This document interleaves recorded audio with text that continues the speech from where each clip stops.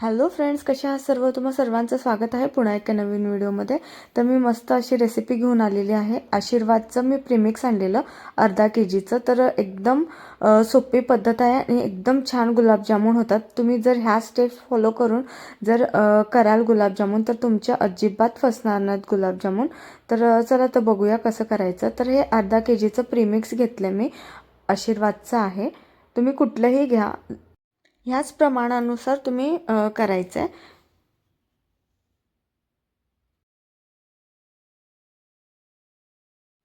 तर आता हे पिठामध्ये जे थोडेसे गुठळ्या झालेले राहतात, काही हे नसतं, हाताने आपण जरी असं स्मॅश करून घेतलं तर पूर्ण निघून जातात. मस्त असं ते हाताने करून घ्यायचं, चोळून घ्यायचं आहे. आणि त्यानंतर आपण त्यामध्ये दूध टाकायचं आहे. दुधाचं प्रमाण अर्धा किलोला मी 1.5 वाटी घेतलं आहे. म्हणजे 1 वाटी दूध घेतलं आहे आणि अर्धी वाटी पाणी घेतलं आहे. ह्यानुसारच प्रमाण घ्यायचं आहे. जर दूध तुम्हाला टाकायचं नसेल तर तुम्ही दुधाऐवजी पाणीसुद्धा घेऊ शकता. प्रमाण अगदी हेच ठेवा. आता थोडं थोडं दूध टाकून आपण चांगलं मिक्स करून घ्यायचं आहे. जसं आपण चपातीचं पीठ मळतो अगदी तसं मळायचं अजिबात नाही. एकदम हलक्या हाताने मळून घ्यायचं आहे.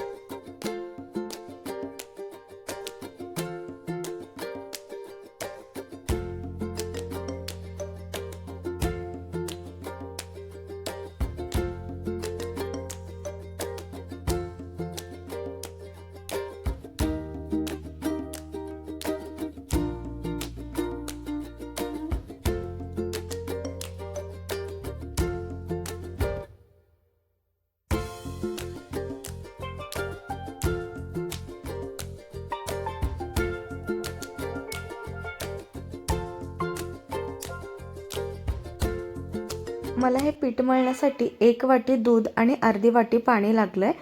आणि जर तुम्हाला आणखीन पाणी थोडंसं कोरडं वाटत असेल, पीठ म्हणजे व्यवस्थित नसेल वाटत, तर थोडंसं पाणी शिंपडून थोडंसं त्याला मळून घ्यायचं आणि 15 मिनिट तरी झाकून ठेवायचं आहे. 15 मिनिट झाल्यानंतर येथे मी चांगलं असं एकदम अलगद हाताने आपल्याला राऊंड राऊंड शेप द्यायचा आहे. गुलाबजामचा आपण जसं देतो तसं एकदम दाबून करायचे नाहीत, एकदम अलगद तशी करायचे.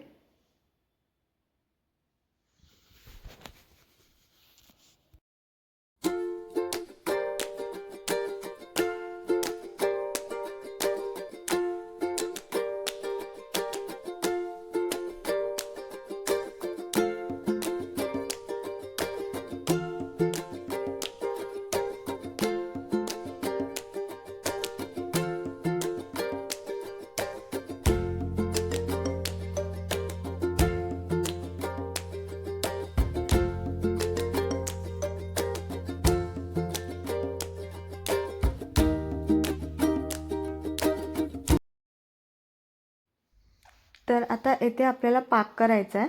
तर मी त्याच वाटीने 3 वाटी साखर घेते आहे. म्हणजे पावशर आणि थोडीशी आहे. 3 वाटी साखर आणि 3 वाटी पाणी घ्यायचं आहे. असंच प्रमाण ठेवायचं अगदी. जर तुम्ही प्रमाण हेच जर वापराल तर गुलाबजामुन तुमचे नक्की छान होतील.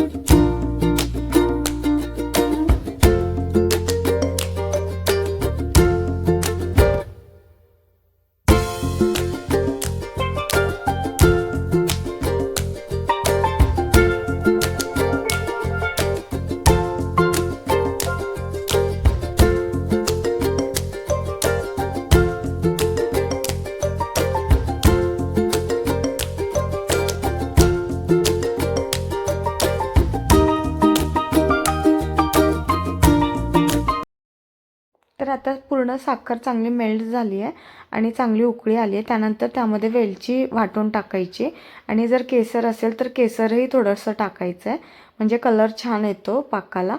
आणि आपण जसं लाडू वळवण्यासाठी पाक बनवतो अगदी तसा अजिबात बनवायचा नाही आहे.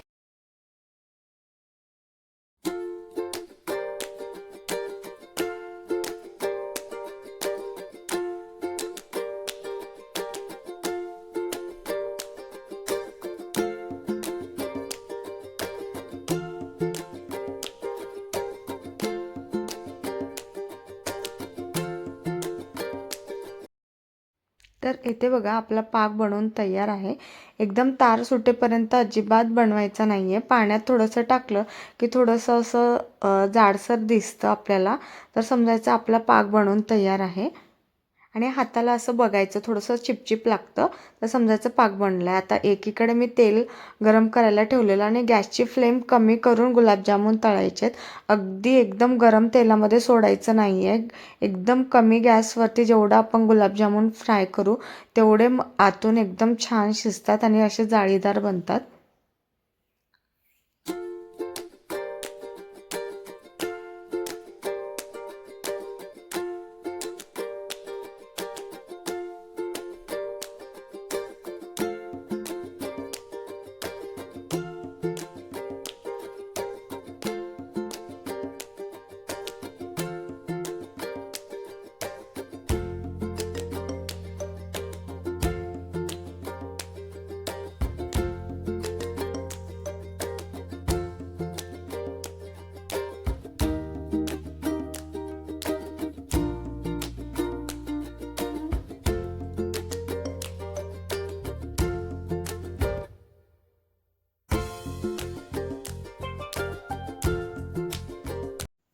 आपले गुलाबजामुन चांगले फ्राय झाले की लागलीच आपण त्या पाकामध्ये सोडायचे गुलाबजामुन.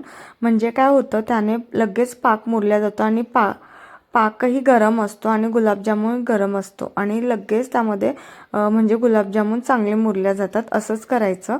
आपण काय करतो, एका साईडला गुलाबजामुन काढून ठेवतो आणि नंतरून त्यामध्ये सोडतो, तर ते पाक व्यवस्थित त्यामध्ये मुरत नाही. तर तुम्ही अशा प्रकारे करून बघा.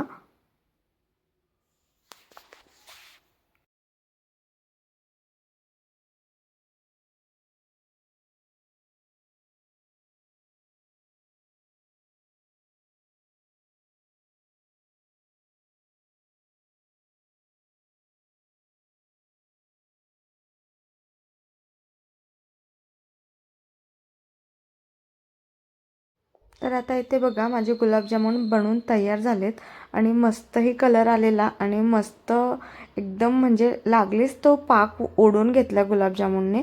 तुम्ही बघा खूप छान झालेले.